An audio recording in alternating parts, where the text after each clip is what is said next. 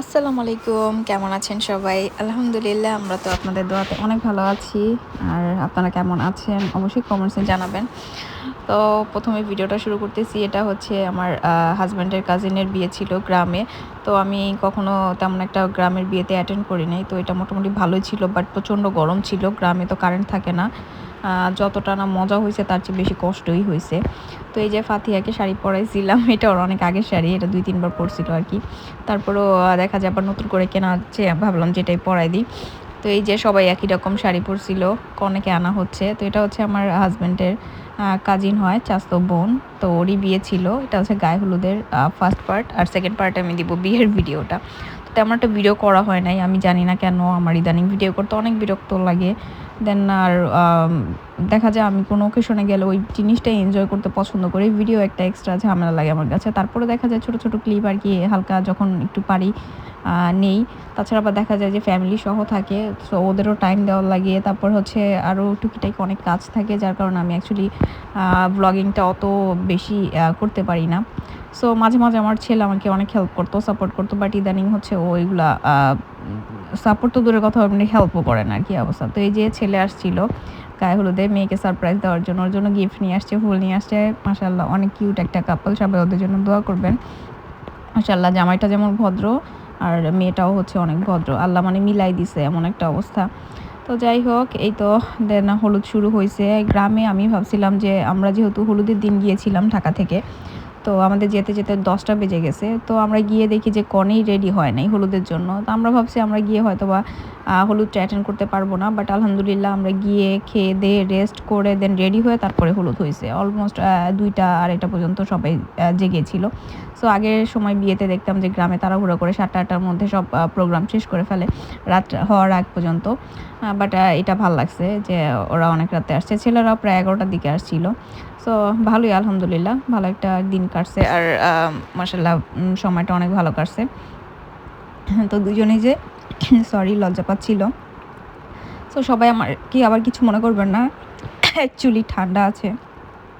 শরীরটাও তেমন একটা ভালো না। যার কারণে নিয়মিত ভিডিও আপলোড করতে পারি না। মাঝে, মাঝে ইচ্ছাটাই চলে যায় ভিডিও আপলোড করার। তারপর আবার চিন্তা করি যে আপনারা আবার কমেন্টসে অনেকে লেখেন আপু ভিডিও কই, আপু ভিডিও কই। এর জন্য আরকি দেওয়া।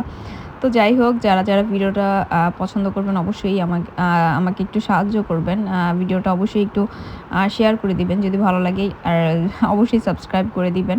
তো এটা হচ্ছে মেয়ের মা হচ্ছে ও হচ্ছে এই যে খাওয়াচ্ছে। দেন আমার কাছে এই জিনিসটা খুব ভাল লাগে। আমার গায়ে হলুদের কথা মনে পড়ে যায়। আমার গায়ে হলুদে আমি কিছুই খেতে পারছিলাম না। এমন একটা অবস্থা ছিল। এত মাইগ্রেনের প্রবলেম ছিল। আমার হচ্ছে মাইগ্রেনের প্রবলেম ছোটবেলা থেকেই। তো আমি যার কারণে হচ্ছে যে একটু গরমে অনেক অসুস্থ হয়ে যেত। দেন এই যে আমি গিয়ে সেটা মোটামুটি হালকা পাতলা যেভাবে পারছি শাড়ি পরছি, ওরাও মোটামুটি হেল্প করছিল। দেন মোটামুটি পুরা বস্তির মতো সাইজা একদম গেছি ওইখানে। সো ভাবছিলাম যে অনেক সুন্দর করে একটা মেকওভার করব, কিন্তু ওরকমভাবে কিছু হয় নাই। ঢাকা থেকে কুমিল্লা অনেক দূর, প্রথমত প্রায় ৭-৮ ঘন্টা জার্নি করার পর আর অ্যাকচুয়ালি মন মানসিকতা এরকম থাকে না যে একটু ভালো করে রেডি হব কিংবা এই টাইপের। তো তারপরেও হচ্ছে যে ননদ যেটা ছোট ননদ, মন রক্ষার্থে আবার গেলাম। তো ওয়েদারটা গরমে ছিল তো বেসিক্যালি শীতের সময় হচ্ছে বিয়েটা খুব ভালো লাগে। বাট গরমের টাইমে হচ্ছে যে বিয়েটা খুবই অস্বস্তি লাগে। এটা মেয়ের জন্য হোক কিংবা যাদের দাওয়াত করা হইছে তাদের জন্য হইলো। বাট আলহামদুলিল্লাহ আমার চাচা শ্বশুর অনেক ভালো করে সবকিছু মেইনটেইন করছে। যেহেতু গ্রামের বিয়ে তারপরও এতটা এক্সপেকটেশন ছিল না। তারপরও মাশাআল্লাহ সে অনেক করছে। তো এই আর কি অবস্থা। এই যে আমরা বসে, বসে কতক্ষণ গল্প করছিলাম। ছেলেটা অনেক মিশুক মাশাআল্লাহ। আমার অনেক ভাল লাগছে বেসিক্যালি। আর হচ্ছে মেয়েটাও অনেক ভালো। আল্লাহ ওদের সবসময় ভালো রাখবে এটাই দোয়া করি। আর হচ্ছে বিয়েটা হচ্ছে এমন একটা জিনিস যে দেখা যায় বিয়ের সময় অত বেশি একটা ফিল করা যায় না। বাট বিয়ের পর খুব অসহায় লাগে। যে যখন চলে যাব তখন মনে হয় বাবা-মায়ের সাথে মানে এতদিন ছিলাম একটা ফ্যামিলিতে, আবার নতুন একটা ফ্যামিলিতে যাব, কিভাবে অ্যাডজাস্ট করব, কিভাবে কি করব। তারপরে অ্যাকচুয়ালি মেয়ে মানুষের একটা আল্লাহ অন্যভাবে একটা অলৌকিক ক্ষমতা দিয়ে দেয় যে তারা যেকোনো জায়গায় যেকোনোভাবে অ্যাডজাস্টও করতে পারে। সো এই আর কি অবস্থা। সো আমার হচ্ছে যে বিয়ের কাহিনীগুলা বিয়ে দেখলে অনেক বেশি মনে পড়ে যায়। আর সবচেয়ে বেশি মনে পড়ে যায় হচ্ছে যে বিদায়ের সময়, যেটা যে যখন চলে যায় মানে এত খারাপ লাগে, মানে বুকটা ফেটে যায় একদম। যখনই মনে হয় যে আব্বু আম্মুকে ছেড়ে চলে যাচ্ছি, সবাইকে ছেড়ে।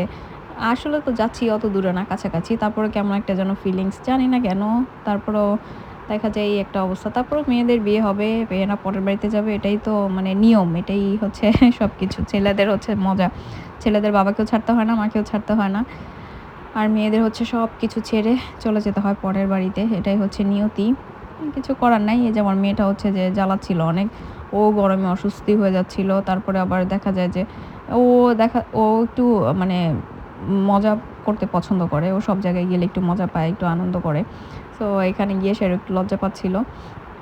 তারপর আমরা বলতেছিলাম যে ছবি তুলি, যদিও ছবি তোলার একদম এনার্জি আমার ছিল না। পুরো আমি এমন একটা লুক দিছি, লাগে যেন আমি বয়স্ক একটা মহিলা, এমন একভাবে আমার শাড়িটা পরাই দিছে, জানি না, আমি নিজেও বুঝতে পারতেছিলাম না। পরে যখন পিকচার দেখে আমি বলি, ও মাই গড, এটা কি?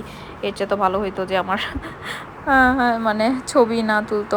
তারপরে এই যে একজন একজন করে গ্রামের মানুষজন সবাই ইয়া করতেছিল। তো ফাতিহার আমি চলে আসছিলাম ওখান থেকে, এত সাউন্ড হচ্ছিল আর মানুষজন ছিল, তো ভালো লাগতেছিল না। দেন আমি আর ফাতিহা এখানে আসে একটু দাঁড়াছিলাম। তারপরেই তো রাত্রে প্রায় 1-2টা পর্যন্ত সবাই নাচানাচি করলো, আমরাও দেখলাম। তো তারপরে গিয়ে সেরে শুয়ে পড়ছে অ্যাকচুয়ালি। তারপরে আর এনার্জি হয় না ওদের নাচ দেখার। তো সারা রাতি গ্রামের বাড়িতে রান্নাবান্না চলতেছিল আর আমরা ঘুমাইছি।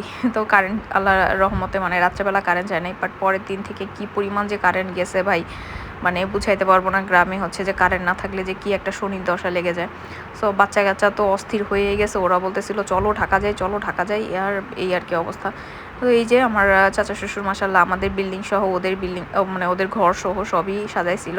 তো আলহামদুলিল্লাহ। কেমন লাগলো ভিডিওটা অবশ্যই কমেন্টসে যাবেন। আল্লাহ হাফেজ, আসসালামু আলাইকুম।